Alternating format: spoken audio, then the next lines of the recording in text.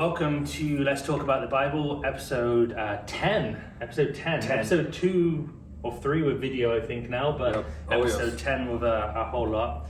We're back with another question from our teens. I guess I should probably introduce ourselves again. Maybe. Yeah, Pastorjamie at Spokane Baptist Church. I'm the youth pastor here. Scott, lead the music on Sundays. There you go. And we both are heavily involved in the youth ministry. And each week we either live stream the service and pause it to ask questions. And those good questions, those great questions that the teens have, they write them down and they give it to us and say, hey, answer this question for us. And so this is where we got these questions from. They're from the teams. They're not our own questions. We've just pulled one out of the pot and said, hey, that looks like a really good one. Let's try and hammer that today. Right. So Try to encourage the teens to think. Yeah. Like, take it in, think about it, and write us back. So yeah, they're doing it. It's cool to kind of see just how their brains ticking away as you see them writing down the question. You go like, oh, they're trying to catch us out, but also they're like genuinely looking for answers, which is great. Yep. So check out our new Bible study on Wednesday nights. If you're in the Spokane area, come check us out, Spokane Baptist Church in Otis Orchards. Otherwise, look on Spokane Baptist Church Youth. We're going through the book of Judges.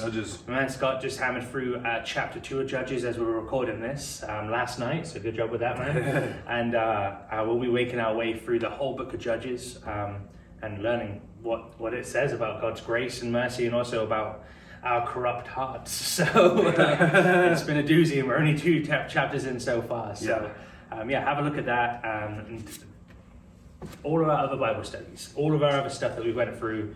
Our last book was Revelation. The one before that was Joshua. We went through big books, small books. We're just kind of jumping around the Bible and just studying each book for as much as we can. It's always a deep study. Like, we don't skip anything. Like, we touch everything. So that's it. So not really much else to plug there. Check out the YouTube page. If you're in Spokane area, we'd love to meet you and come down and see us. Absolutely. So Scott, what's our question for today? Question, right? Teen answers. Got a little card here. Right here. We got, where are dinosaurs in the Bible? Where are dinosaurs mentioned in the Bible? That's a tricky one. So dinosaurs, we'll start off, we'll get into the little history of dinosaurs. Yeah. The term itself didn't come around until the late 1800s. And before that, dinosaur, right? So dinosaurs, the term tells us 65 million years ago, these great giant lizards walked around the earth and did all these things, and then giant asteroid came down, smashed the earth, XOXO, right? That's the story. So this is what the term dinosaur brings to mind. The problem is that's not quite it. Right. The dinosaur, like I said, came in around late 1800s, 1840 or 44 by, what do we say his name? Sir Robert Allen, something like that. So go check that out. You read all about it. Before that, the entire world knew these creatures as dragons. Now, we can talk about this first. I guess let's look at a couple of the verses that we do know off the top of our heads here. Psalm 74:14, I have right here, it says, "Thou breakest the heads of Leviathan in pieces, and gave him to be meat to the people inhabiting the wilderness." Right? This is talking about when the Jews were in the Exodus and out in the wilderness, and God, it says here that the food that he gave them was from this beast, this Leviathan. It's another rabbit hole we don't have time to, but that's one mark of these giant creatures, right? Okay, and then I have Job 40, around basically verses 15 throughout the rest of that verse up to 24, talking about the behemoth, and it's just talking about how big it is and how strong it is. Behold now, verse 15, behold now, behemoth, which I made with thee, he eateth grass as an ox. Verse 16, his strength is in his loins, his force is in the navel of his belly. 17, he moveth his tail like a cedar, the sinews of his stones are wrapped together. You know, you get this idea as you read more and more through these passages. Massive creature. Massive creature, right? And then one final spot, Isaiah 27:1 says, "In that day the Lord with his sore and great and strong sword shall punish Leviathan, the piercing serpent, even Leviathan, that crooked serpent, and he shall slay the dragon that is in the sea." So here we see this term of dragon. Yeah. This massive creature, right? So of course as Christians, We don't believe that the Earth is, umpteen billion years old Yep. and 650 million years in dinosaurs. We know of creation. The Bible tells us how old the world is, and God created these creatures. So the question is what happened to them? Yeah. Right? So we know that they're mentioned. The Bible talks about the Leviathan and speaks of specifically dragons. And so, where are they? Yeah. Where are dragons? Well, and I guess before we even ask the question of where they are or where they've gone, something I kind of like to think about is how they show up in all different cultures. Also a very good point. In England, you have a couple of knights who go and China. fight dragons, right?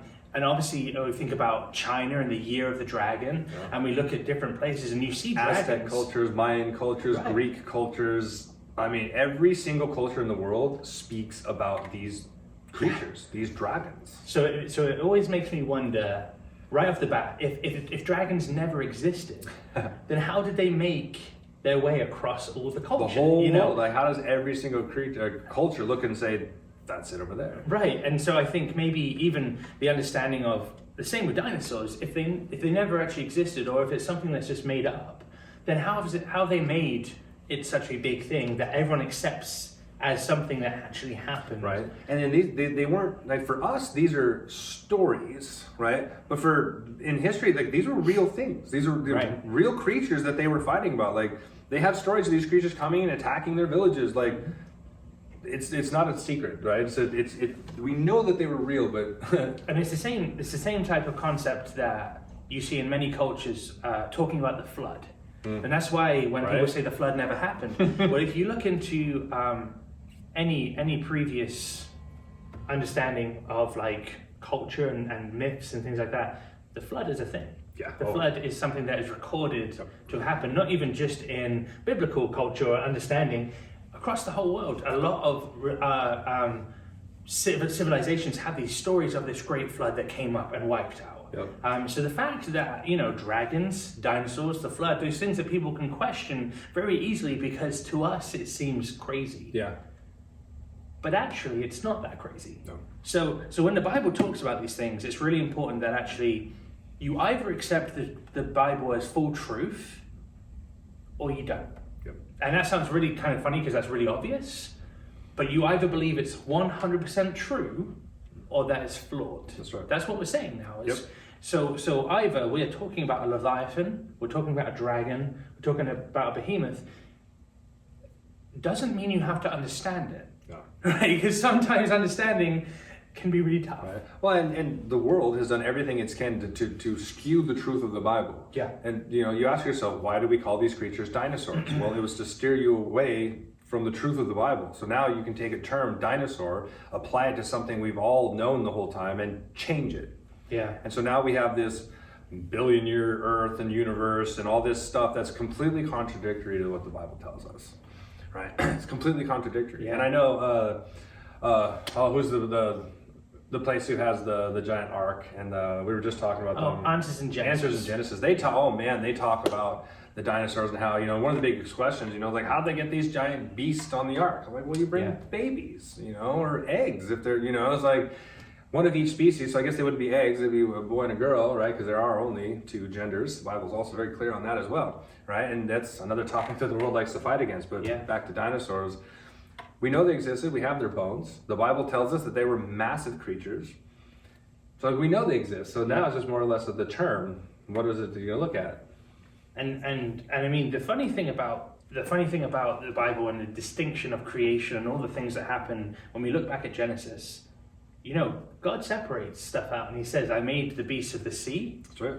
the beasts of the air, the beasts of the land. Yeah. So even including there, you go, okay, that covers dinosaurs. Yep, because all of it's it. all created on those separate days and all those Yep. separate ways. And dinosaur, like the term, just means giant, terrible lizard. Terrible lizard. But that, again, 1800s. Yeah. That's when that came about. That's right. So beforehand, when you think about creation, the way that God made things, there was no death. There was no death, which means, your lion that would eat meat now Yeah. wouldn't have to kill because it wouldn't eat meat. No. So those terrible lizards wouldn't have been terrible lizards because there'd be no drive to eat like humans, or the T-Rex chasing the kids in the Jurassic Park scene. It wouldn't happen because you'd get them some vegetarian tofu or whatever, Right. So, well, the Bible tells us, like, even all the way to that point, like to the flood, that animals didn't have a natural fear of humans until the flood. So, like, even though the curse, everything is going bad, like we walk with dinosaurs. I mean, even as archaeology, they find footprints. They found human footprints in dinosaur footprints. Yeah. Because there was a flood and we were all here together, right? It's the dinosaur is just the beginning of a very large perpetrated lie of the history of the world. And it spurs out. You have to come back to the Bible and understand that God created it in 6 days, and He rested on the seventh. And He did create dinosaurs. Everything He created, He made it. Yes, we find their bones. So guess what? They were creatures. We find them buried under dirt because the whole face of the world was changed when the flood happened, and they all got swirled into it. Like, creation makes sense. And when we look into those amazing moments of explorers finding fossils on top of Mount Kilimanjaro and Everest and things like that. Seashells on the top of the Mount Everest, How on earth did it get there? Well, that's because there was this flood that covered the face of the earth. And we see that. So Genesis 6, we can read Genesis 6:12, we can read that man and animals, all flesh, had corrupted his way upon the earth. Okay, and maybe that meant that people had started to kill each other. Maybe that meant that there was... the beginning of the animals were starting to attack and to eat each other. Like, the terror that would have been going on right before the flood would have been quite interesting. And that's the account right there of God telling Noah, hey, this is what's going on. I'm going to destroy the world with a flood. Genesis 6:13, right, there's the warning.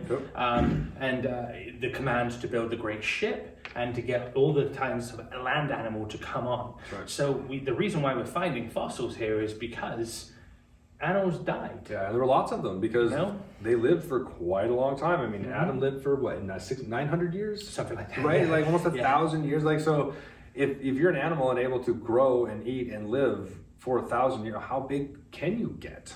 Right, the question is, like, so you wonder why you see these absolute incredible massive beasts. It's like, well, yeah, they were probably really, really old and kept growing and growing. Even science, they tell us that in the ancient past, like, the oxygen levels were much higher. Like, there's a whole different world. Obviously, we know that because after the flood, it comes crashing down, right? Yeah. The big tree gets cut down and the world gets flooded, and that's what the Bible says. And so, like, as far as dinosaurs in the Bible, like, they're there. They're just not dinosaurs. And you have to let go of the whole idea of the dinosaur because it's just not, it's a lie. There's no such thing as a dinosaur. Yeah, and because it's a name that was given to afterwards. Right, and what dinosaur is associated with is not true. There's no such thing as an animal that was here 65 million years ago. So we have the flood that was roughly 4,500. Somewhere right in there, 4.5, 5, somewhere around there. That's off the top of my head. Right. But that happens in Genesis 7. So we've got Genesis 7, verse 11. In the 600th year of Noah's life, in the second month, the 17th day of the month, the same day were all the fountains of the great deep broken up, and the windows of heaven were opened, and the rain was upon the earth 40 days and 40 nights.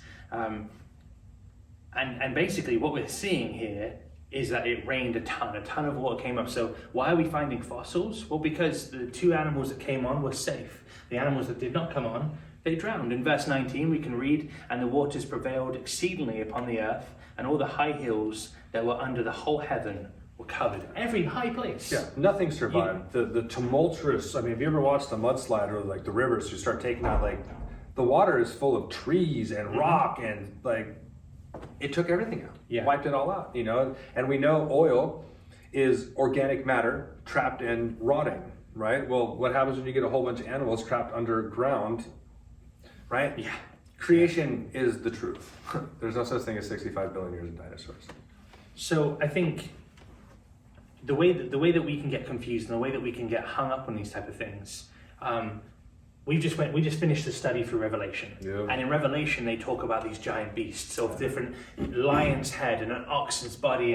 And what you realize in the Bible is not many animals get a full detailed description about what they look like. That's right. So even when we find those land animals and those sea animals and those air animals, that are created, that's kind of the gist of what you get sometimes. Yep. And we're now here where we have the abundance of zoos and aquariums and the ability to look, we've got the internet right in front of us that we can jump on and have a look at any animal that you want. YouTube's right at our fingertips.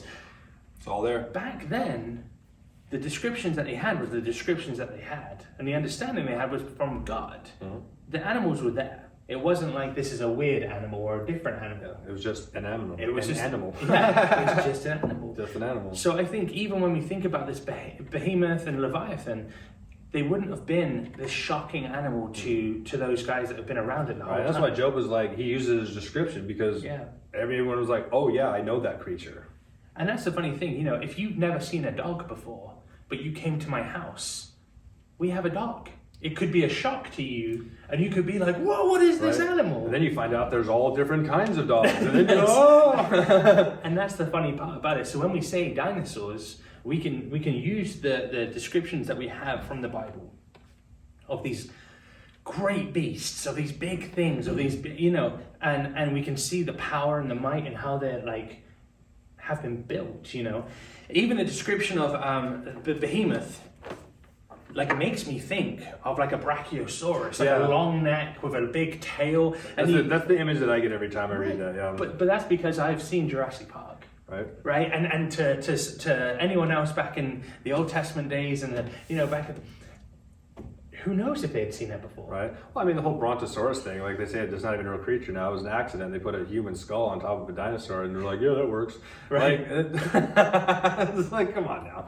But it's funny because what we were told, what we are taught, what we are told to look at is that, by evolutionists and all the different things in the world, is the millions and millions and millions of years theory, and the big meteor that came and hit. Yeah, just add time to it. You just need time. Right. Add more time to it.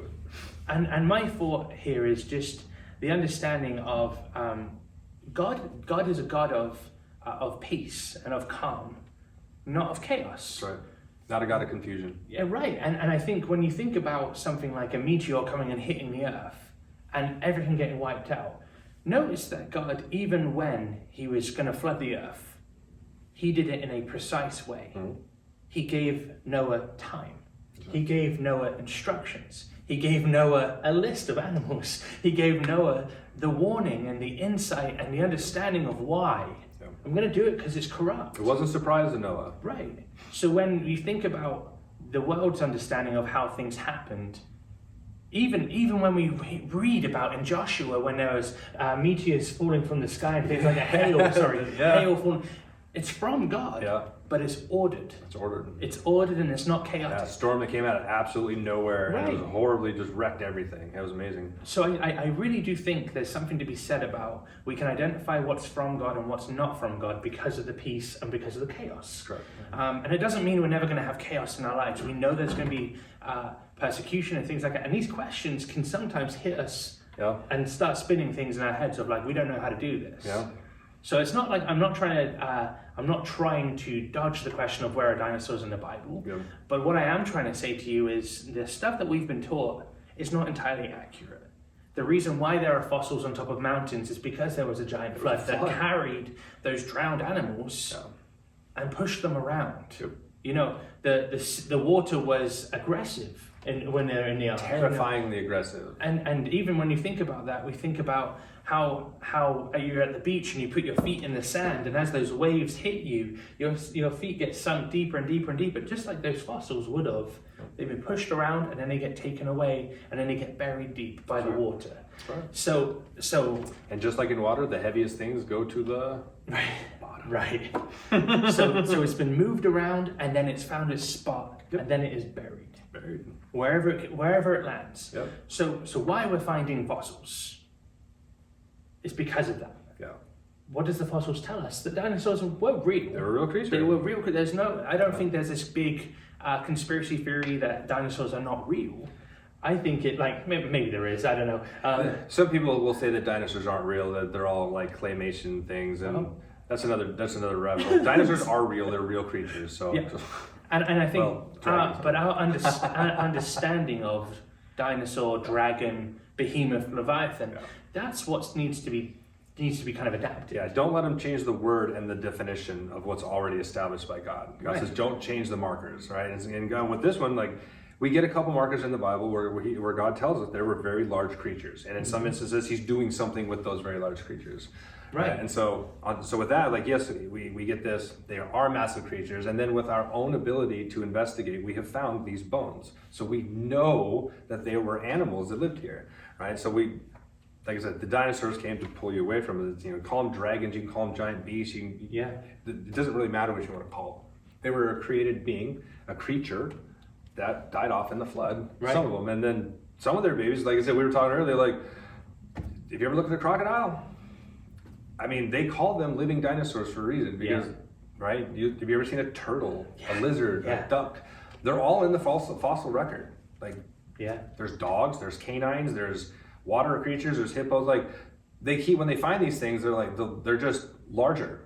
But they're still here for the most part. T-Rex probably not so much. But the Amazon's a pretty big place.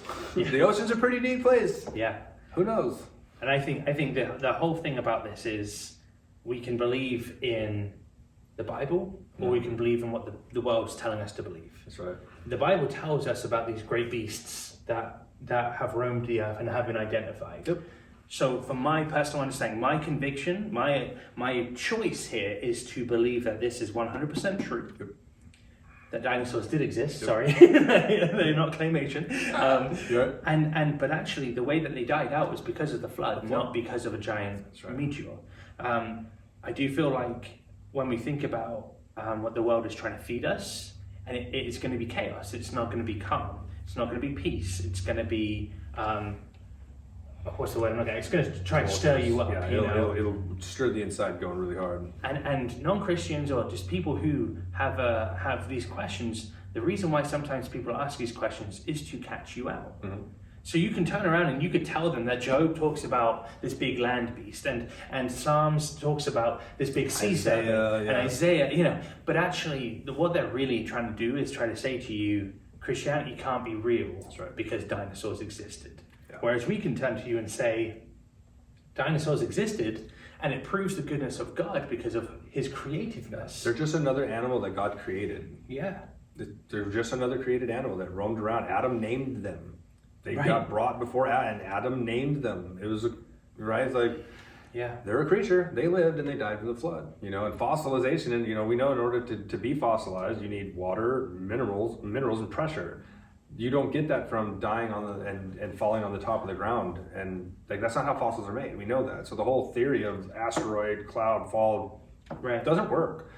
The only way they are fossilized is because they were buried in minerals and water, and the minerals replaced the bone. Like, dude, read about how you'll see. I won't get into the big thing, but like the only way a fossil is made is because of the flood. It's the only way it even happens.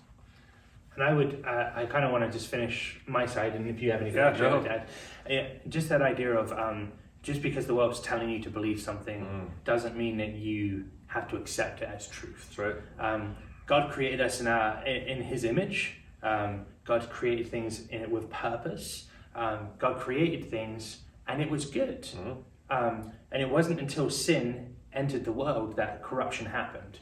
So the thing that I see about that is, with sin comes confusion, and with sin comes the temptation to find other answers, because suddenly now we want all the knowledge of good and of evil. That's right. It's not just good anymore. So I would challenge you to say that this answer might not be the most important answer to you, but actually what it does is it sets up whether you believe that the Bible is true or not, and whether you believe that God has all authority over all creation or not.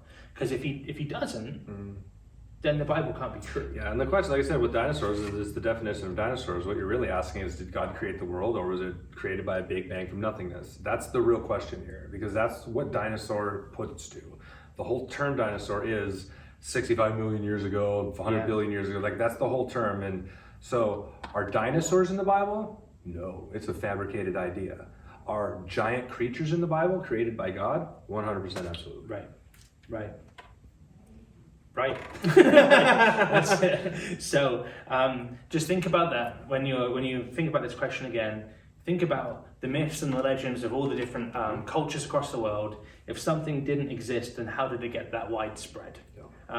That's something that, you know, even as a non-Christian, you might be able to take that and think, okay, that's got some merit there. Sure. How do all these cultures from all over the world without the ability of the world tells you that they couldn't communicate together. Right, that's it. So then, How did it get passed how on? did it really get passed, right? So like, Yeah. question everything and follow the Bible. There you go. And that's it.